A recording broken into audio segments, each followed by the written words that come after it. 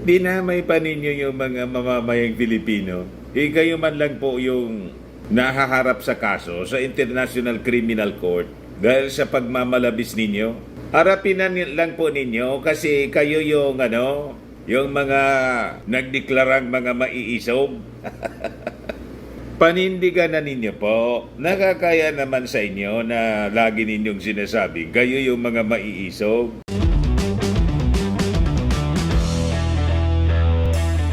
Ito naman po yung bago naming product na binibenta online.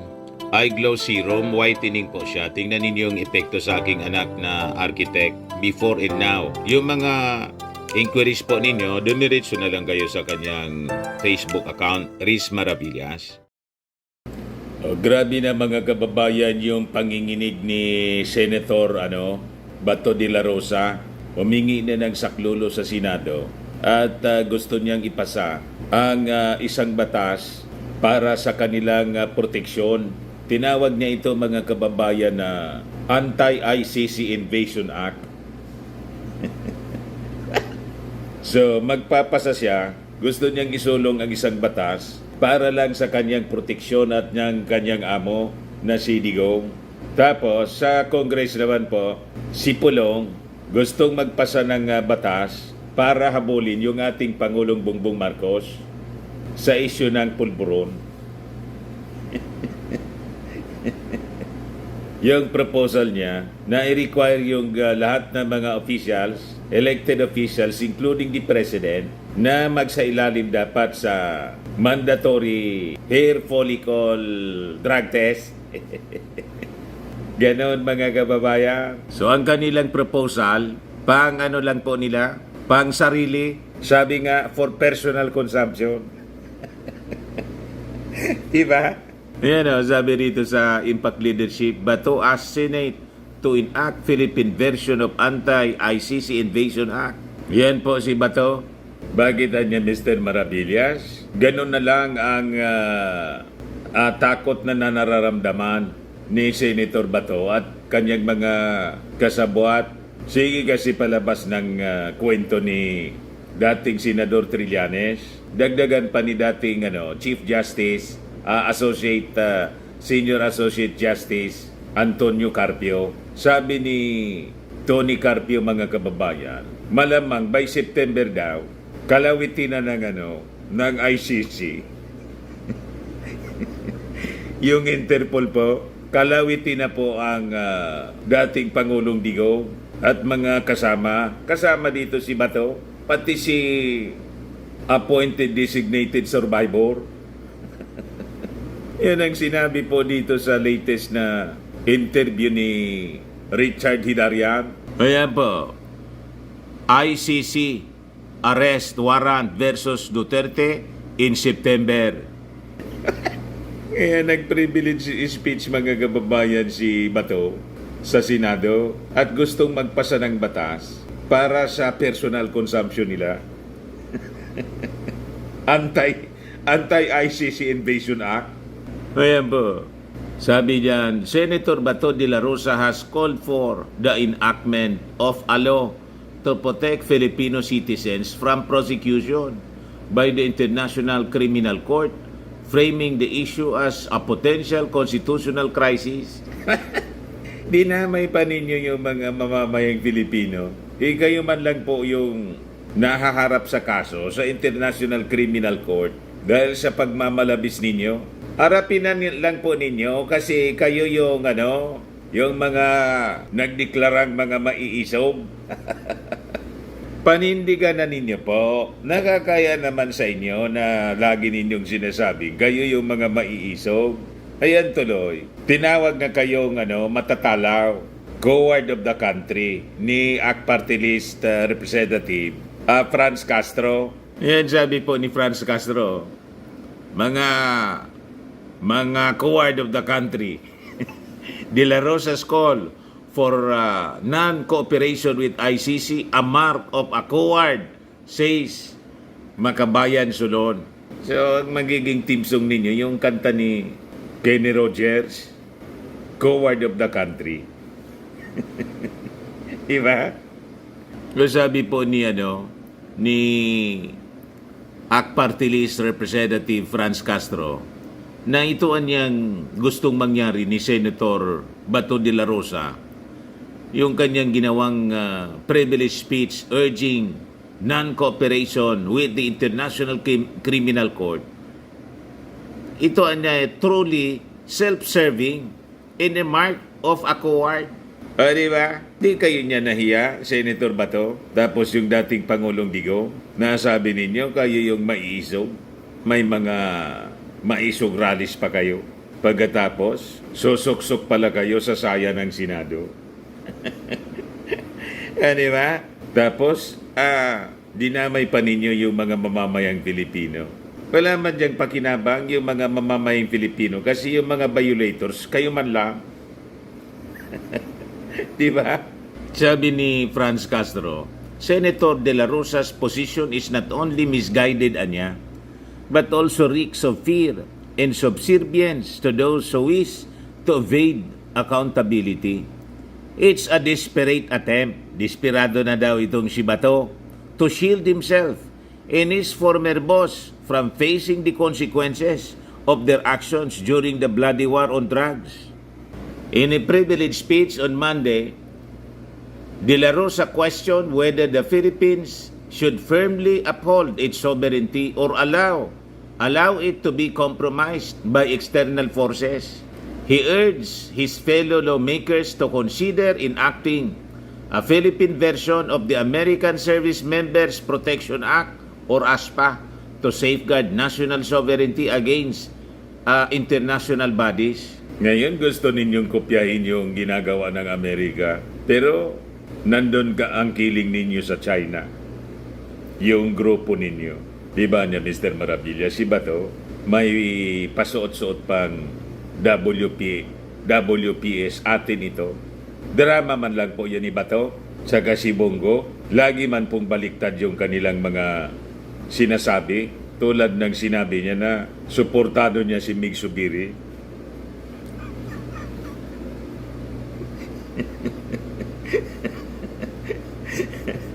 Boss niya si Mig Subiri, tapos bigla na lang pong tumambling, ibinoto, kasama pala siya sa nagboto kay Chis Escudero. Kaya pag mga statements mo galing kay Bato, i-interpret ninyong baliktad tulad ng kanyang amo, kasi lagi pong pabali-baliktad. Unreliable po yung mga statements nila. The ASPA niya, sabi rito, the ASPA, informally known as the Hague Invasion Act, is a United States federal law designed to protect U.S. military personnel and other government officials from prosecution by an international criminal court to which the U.S. is not a party. The Act grants the President the authority to use all means necessary and appropriate to secure the release of any U.S. or allied personnel detained or imprisoned by, on behalf of, or at the request of the International Criminal Court, sabi ni Bato.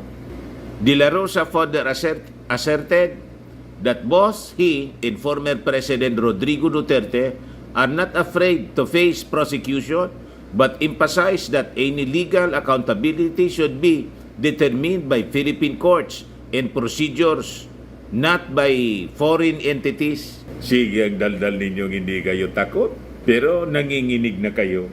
Gusto na ninyong sumuot sa saya ng Senado. Ayan tuloy, ayaw maniwala sa inyo si Franz Castro. Tinawag kayong coward. Coward of the country. Sabi ni Bato po, this is not merely an issue of the International Criminal Court against former President Duterte. This is in fact a looming constitutional crisis. Atin bang tatangahan na mahigpit ang ating soberenya, o aya na lamang natin itong dumulas mula sa ating mga kamay? Yung West Philippines nga po, gusto nang ipamigay sa China ni Digong, pati yung Pilipinas gawing probinsya na daw ng China. Wala kayong imik.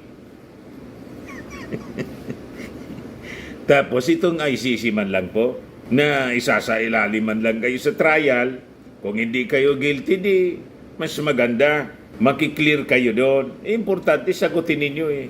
Kung naniniwala kayo na walang irregularity sa inyong mga ginawa, face the music. Tapos kakalad ka rin pa ninyo yung ating Pangulong Bongbong Marcos na walang tigil na sinisiraan ng amo mo.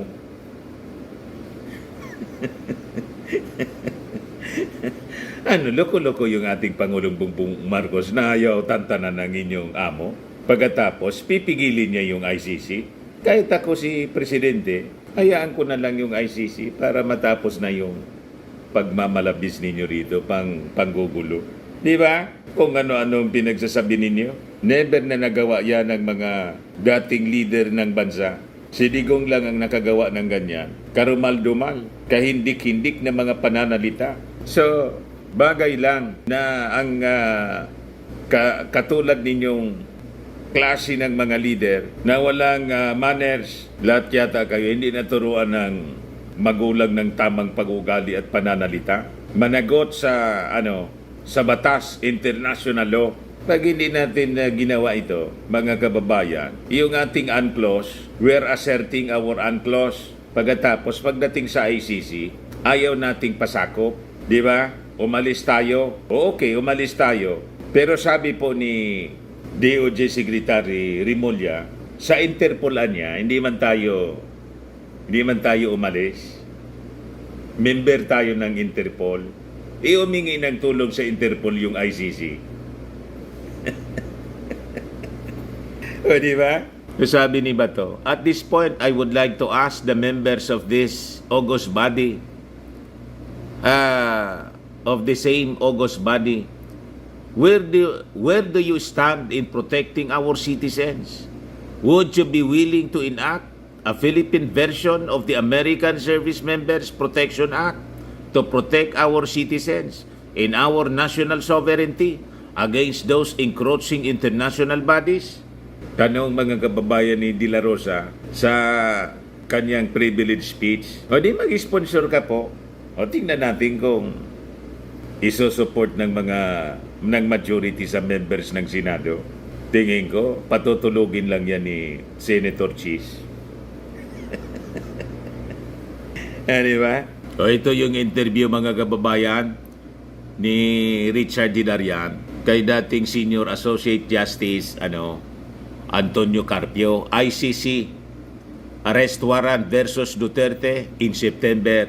Yun daw mga kababayan yung naririnig nilang mga kwento. Ito yung dahilan kung bakit natataranta na sila.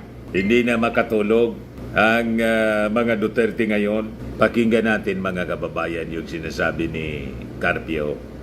Yeah, I think the day of reckoning is closer because what time is that a warrant of arrest will be issued by the ICC sometime in September. Ayun. And Congress is now investing the POGOs, the gambling, trafficking, and the connection of Michael Yang.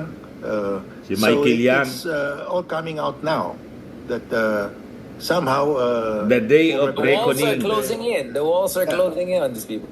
these coming. are all connected to President Duterte. I mean, Coming Michael closer. Yang was his economic advisor, very close friend of Duterte. And of course, you see the pictures. The mayor of Bamban was there. With the Sabay-sabay po. Yung mayor ng Bamban mga kababayan, pinalitan na. Yung acting mayor, yung municipal councilor na anti-pogo. Iyan po. Bamban councilor takes oath as acting mayor, officially replacing Goo. Pero sabi, i-appeal daw nila yung order ng ombudsman. Ito na ngayon yung acting mayor, Bamban councilor, si Bamban councilor Irano Timbang. Pinasumpa na po ni DILG Secretary Benhur Abalos. Anti-pogo daw yan. So yun yung mga analysis po ni Carpio. Yan po. per my latest information, because somebody is holding it again. There is one person who's apparently has the capacity to hold back what has been approved by the entire Senate. It's very strange. Oh wait, this is a senator or this is... Ito si Secretary Rimulya sa pag-counter doon sa sinabi ni Senator Bato sa kanyang privilege speech. Pakinggan natin. We're not members of the ICC. Definitely, malinaw na malinaw yan. Kaya lang, ibang commitment kasi ang Interpol. Ibang commitment yan eh. Oh. Magkaiba silang commitment eh. Wala na tayong commitment sa ICC, pero ang Interpol, may commitment tayo. Tsaka yung Interpol, far-reaching yan. Tandaan natin, there are more than 10 million Filipinos going around the world right now na baka kailangan ng tulong ng Interpol. We value the Interpol over a lot of other things. Kasi we have to protect our own people throughout the world. And the Interpol is very important to us in this regard. So yun ang paliwanag mga kababayan ni Rimulya. Sa mga naghanap ng malinis and spacious fitness gym, pumunta lang po kayo sa aming Colossal Fitness Gym. We also offer Grab Car Rental with our brand new 2023 model ng Toyota Innova. We also accept booking for those who are planning to travel via PAL, Cebu Pacific, and other airline companies, local and international, and bills payment for Meralco bills, Aleco bills, PLDT, etc. Ang Colossal Fitness Gym is located at 3rd floor Security Bank Building, Landco Business Park, Legazpi City, Albay. For inquiries, look for Chilon Maravillas. Contact number 0966-802-0949. Yan po yung aming Innova. Lagi na pong matao sa amin.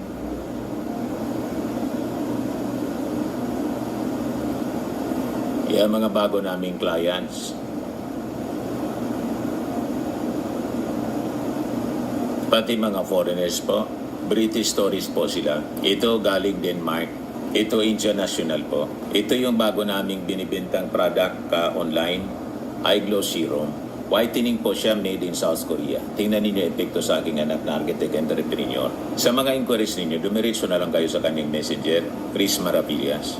Ito naman po, Firmax Firming and Lifting Cream. Pinapahid po sa mga pulses in affected area. Mainam po sa paninigas ng mga kaso-kasuan. Pati sa mga pains. Ito naman po, Automax Radiant Serum. Sa mukha naman yung application. Anti-aging po siya. You will look 10 years younger than your age. Sa mga cancer patients naman po, baka lang gusto ninyo itong itry. Ningxia Red Mix Fruit Drink. Hindi man po siya gamot, food supplement siya. Kaya lang gawa siya mga kababayan sa good berry. Yung good berry may anti-cancer properties. Ayun mga inquiries ninyo, dumiretso na lang kayo sa aming messenger sa Facebook para masagot namin agad. Ako po si Dante Maravillas. Bye-bye.